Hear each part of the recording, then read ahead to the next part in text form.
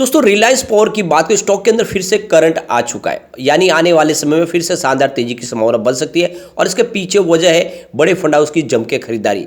यहाँ पे आप देख सकते हो कि सर्किट की लिमिट 5% की अगर नहीं होती तो यहाँ पे तेजी और ज़्यादा बन सकती थी। यानी जिस हिसाब से खरीदारी होती है उस हिसाब से अगर सर्किट लिमिट 10% की होती तो 10% की हमें तेजी देखने को मिल सकती। स्टॉक फिर से पॉजिटिव माहौल में आ चुका है और आने वाले समय डेफिनेटली यहाँ पे अच्छी तेजी फिर बनेगी। इसके पीछे है बहुत सारी वजह जिसको इस वीडियो के माध्यम से डिस्कस करेंगे। सबसे बड़ी बात यह है कि रिलायंस पावर भले ही अनिल अंबानी ग्रुप की कंपनियां दूसरी इस समय डूबने की कगार पे हो, लेकिन रिलायंस पावर के लिए कुछ पॉजिटिव बातें निकल के आ रही है जो इशारा करी है कि रिलायंस पावर आने वाले समय कुछ कमाल करती हुई दिखाई दे सकती है। वैसे इसकी प्राइस बहुत नीचे है और बढ़ने की संभावना बहुत ज़्यादा है। तो क्या इस समय में रिलायंस पावर में इन्वेस्टमेंट करना चाहिए? क्योंकि सिर्फ एक महीने में स्टॉक डबल हुआ था, 12 रुपीज़ का स्टॉक 25 तक चला गया था। क्या आने वाले समय फिर से वैसी तेजी बनेगी? इन सारी बातों को समझेंगे इस वीडियो के माध्यम से। सबसे पहले अगर हम बाजार की बात करें तो फ्राइडे के दिन BSE सेंसेक्स 62,293 के स्तर पे क्लोजिंग थी, जहां पे 20 पॉइंट की मामूली सी हमने तेजी देखी, यानी 0.034% की मामूली सी तेजी। एक तरह से कहे तो फ्लैट क्लोजिंग थी, बाजार में कोई बड़ी तेजी नहीं थी। लेकिन निफ्टी एनर्जी में अच्छी तेजी थी, यानी लगभग आधा परसेंट की। आप देख सकते हो 26,452 के स्तर पे 0.53% की तेजी थी। उसके बावजूद देखें तो रिलायंस पावर ने कमाल किया। रिलायंस पावर में 5% का अपर सर्किट लगा, स्टॉक 16 पर आ चुका है। काफ़ी लोग जो टेंशन में आ गए थे कि स्टॉक अब धीरे धीरे नीचे जा रहा है, क्या फिर से वापस 12 पे चला जाएगा? लेकिन नहीं, निचले लेवल से अच्छी खासी खरीदारी हो रही है। आपको ये पता होगा कोविड काल में स्टॉक 1 रुपीज़ पर चला गया था, बहुत नीचे आया था, लगातार गिरते हुए ये स्टॉक 1 रुपीज़ तक आ गया था। लेकिन उसके बाद में स्टॉक ने फिर से जो तेज़ी का माहौल बनाया तो काफ़ी अच्छा दौड़ा और ये 19 तक चला गया। आपको पता होगा मैंने ये स्टॉक आपको 2 रुपीज़ के आसपास सजेस्ट किया था और ख़रीदारी की सलाह दी थी उस समय कोविड काल में, और काफ़ी लोगों ने इसमें जम के खरीदारी भी की और काफ़ी अच्छा प्रॉफिट भी कमाया। और आप देख सकते हो उसके बाद में स्टॉक में फिर से प्रॉफिट बुकिंग की वजह से स्टॉक नीचे आया और काफ़ी समय तक 12 रुपीज़ के आसपास पड़ा रहा। लेकिन उसके बाद में एक करंट लगा और उसके पीछे वजह बनी वर्दे पार्टनर्स की तरफ से एक बड़ा इन्वेस्टमेंट देना और उसके बदले में स्टेक लेना रिलायंस पावर में, और उससे एक भरोसा जो लौटा, स्टॉक दौड़ने जो लगा 25 तक चला गया और फिर से पॉजिटिव माहौल बनना शुरू हो गया है। पिछले एक साल के हिसाब से देखें तो 18% का इसने पॉजिटिव रिटर्न दिया है। 6 मंथ की बात करें तो 34% का ज़बरदस्त रिटर्न अभी भी फिलहाल स्टॉक में मिल रहा है। लेकिन 1 मंथ के हिसाब से 0.93% की फिलहाल गिरावट देखने को मिल रही है। अगर इसके वॉल्यूम को देखें तो पिछले एक महीने पहले इसका 77 लाख का वॉल्यूम था, 1 वीक पहले 80 लाख का वॉल्यूम होता, लेकिन थर्सडे को 2 करोड़ का वॉल्यूम होता और फ्राइडे को भी 2 करोड़ का वॉल्यूम होता। तो आप ये देख ही सकते हो 2 दिन से वॉल्यूम में बढ़ोतरी शुरू हो चुकी है, काफ़ी शानदार लग रहा है स्टॉक। अब इसके पीछे जो सबसे बड़ी वजह यह है कि पीरामल कैपिटल ने इंसॉल्वेंसी जो प्रोसीडिंग थी उसको विड्रॉ कर लिया, यानी उन्होंने अब भरोसा जताया रिलायंस पावर के ऊपर। 526 करोड़ रुपीज़ डिफ़ॉल्ट किया है लोन, ये आप देख सकते हो पीरामल ग्रुप का, और इसी के लिए यहाँ पे कार्रवाई करने वाले थे, लेकिन इसको अब फिलहाल उन्होंने विड्रॉ कर लिया है। और यहाँ पे जिस तरह से रिलायंस पावर के मैनेजमेंट ने उनको समझाया, उन्होंने बात को समझ लिया है और ये अंडरस्टैंडिंग के तहत यहाँ पे अब कोई भी प्रकार की इंसॉल्वेंसी प्रक्रिया के तहत रिलायंस पावर को नहीं गुजरना पड़ेगा।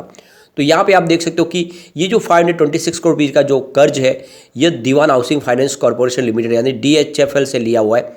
और आपको पता होगा DHFL दिवालिया हो गई थी और उसके बाद में पीरामल ग्रुप ने इसको एक्वायर किया है। अब ये पीरामल ग्रुप की कंपनी बन चुकी है और ऐसे में जो कर्ज बाकी है रिलायंस पावर के ऊपर, एक्चुअल में ये जो कर्ज है ये रिलायंस पावर का नहीं है बल्कि रिलायंस नेचुरल रिसोर्सेज का है, जो 2010 में उन्होंने लिया था। लेकिन आप देखें तो ये मर्ज हो गई थी रिलायंस पावर में, इसलिए इसका जो कर्ज चुकाने की जवाबदारी भी रिलायंस पावर के ऊपर आ गई है।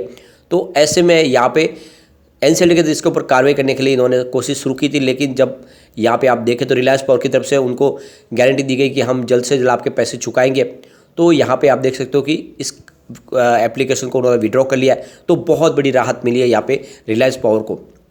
दूसरी तरफ एक और अच्छी खबर निकल के आ रही है, जल्दी ही हमारे यहाँ पे नेशनल इलेक्ट्रिसिटी प्लान लागू होने वाला है, यानी एक तरह से एक बड़ा रिवॉल्यूशन आने वाला है। इलेक्ट्रिसिटी अमेंडमेंट बिल भी आ रहा है, यानी सरकार ने अपना गोल सेट कर दिया है आने वाले 2030 तक 50% का इंस्टॉलेशन वो ग्रीन एनर्जी के माध्यम से होगा और 50% थर्मल पावर प्लांट के माध्यम से इलेक्ट्रिसिटी का जो इस्तेमाल होता है।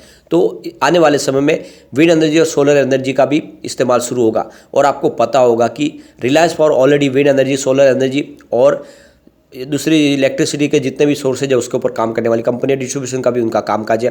ऐसे में इसको बेनिफिट मिलना ही मिलना है, क्योंकि कंपनी फॉसिल फ्यूल्स और नॉन फॉसिल फ्यूल्स दोनों में काम करने वाली कंपनी है। और यहाँ पे ये जो गोल सेट किया है आने वाले 2030-32 तक 333 गीगावाट का इंस्टॉलेशन सोलर एनर्जी के माध्यम से भी होगा, और टोटल जो है 500 गीगावाट की इंस्टॉलेशन होगा नॉन फॉसिल फ्यूल्स का। तो ये आप समझ सकते हो इस टारगेट का बहुत सारा बेनिफिट मिलने वाला है रिलायंस पावर को। काफ़ी मजबूत ऑर्डर बुक भी है इनकी, हमने ऑलरेडी पहले डिस्कस भी किए, काफ़ी अच्छे ऑर्डर है, आने वाले समय ये पूरे होने वाले हैं। तो कंपनी का कामकाज अच्छा है, और जिस तरह से ये अब जो रिपोर्ट निकल के आए उसके हिसाब से आने वाले समय रिलायंस पावर में एक शानदार तेजी आ सकती है। स्पेशली बात करें तो रिलायंस पावर फिलहाल एफआई की पहली पसंद बना हुआ है। लगातार एफआई अच्छा खासा निवेश करे, और पिछले 2 ट्रेडिंग सेशन से एफआई फिर से बाजार में खरीदारी शुरू कर चुके हैं। लगातार जो बिकवाली करते आप देख सकते हो 24 नवंबर को उन्होंने 1231 को बीच की नया इन्वेस्टमेंट किया, 25 नवंबर को उन्होंने 369 को बीच का नया इन्वेस्टमेंट किया, यानी फिर से वो बायर बन गए। और ऐसे में अगर आप देखें तो एफआई लगातार इन्वेस्टमेंट बढ़ा रहे रिलायंस पावर में। सितंबर 2021 में जहाँ पे उनकी 3.30% की होल्डिंग थी, जो दिसंबर 2021 में बढ़ के 4.92% हुई, मार्च में ये 5.95% तक पहुंच गई, और जून क्वार्टर की बात करें तो एफआई की होल्डिंग 7.79% तक चली गई। सितंबर 2022 में ये 7.97% तक चली गई, यानी लगभग 8% की होल्डिंग हो गई।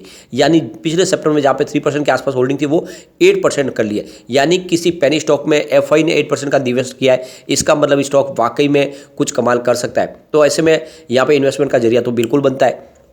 दूसरी तरफ हमारे जो बड़े फंड हाउस है उन्होंने भी अपनी होल्डिंग को बढ़ाया, भले ही थोड़ा सा कम, लेकिन होल्डिंग बढ़ी है।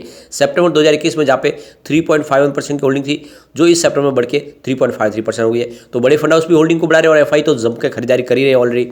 लेकिन यहाँ पे जनरल पब्लिक की होल्डिंग आपको कम होती हुई दिखाई देगी। देख सकते हो सितंबर 2021 में जहाँ पे 68.21% की होल्डिंग थी, जो फिलहाल 63.54% के आसपास आ गई। यानी जनरल पब्लिक लगातार अपनी होल्डिंग को कम करे, लेकिन यहाँ पे एफआई और डीआई खरीदारी करे। ऐसे में ये समझ सकते हो कि स्टॉक आगे जाके कमाल करेगा और ये तेजी से आगे भाग सकता है।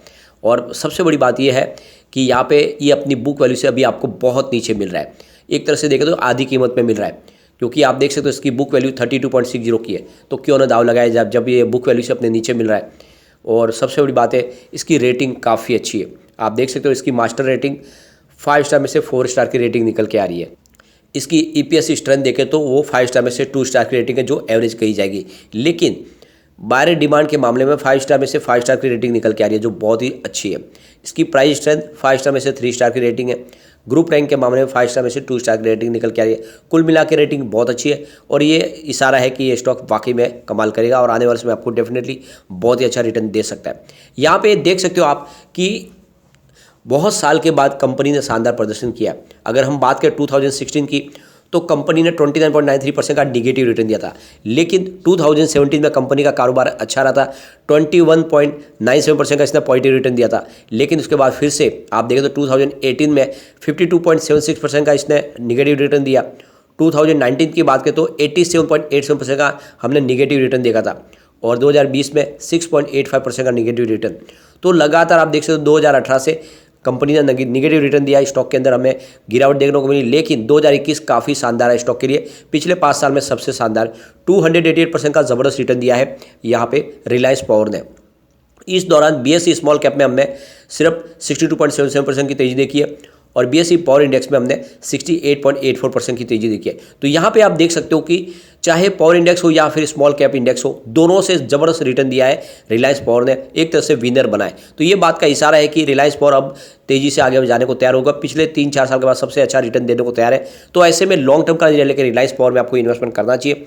ये स्टॉक आने वाले समय आपको डेफिनेटली अच्छा रिटर्न दे सकता है, और जैसे ही पॉजिटिव माहौल बनेगा ये स्टॉक 3 डिजिट में जा सकता है, और आने वाले समय ये फिर से 500 को भी टच कर सकता है, क्योंकि गवर्नमेंट की तरफ से बहुत सारी हेल्प मिल रही है पावर सेक्टर को। इसका फ़ायदा रिलायंस पावर उठा सकता है। लेकिन फ्रेंड, कोई भी इन्वेस्टमेंट करने से पहले अपने फाइनेंशियल एडवाइजर से एक बार ले ले, या अपना खुद का रिसर्च करें, क्योंकि मैंने वीडियो आपके एजुकेशनल पर्पज़ के लिए ही बनाया। वीडियो पसंद आए तो लाइक से जरूर कीजिए, और चैनल को सब्सक्राइब कर दीजिए। Thank you friend.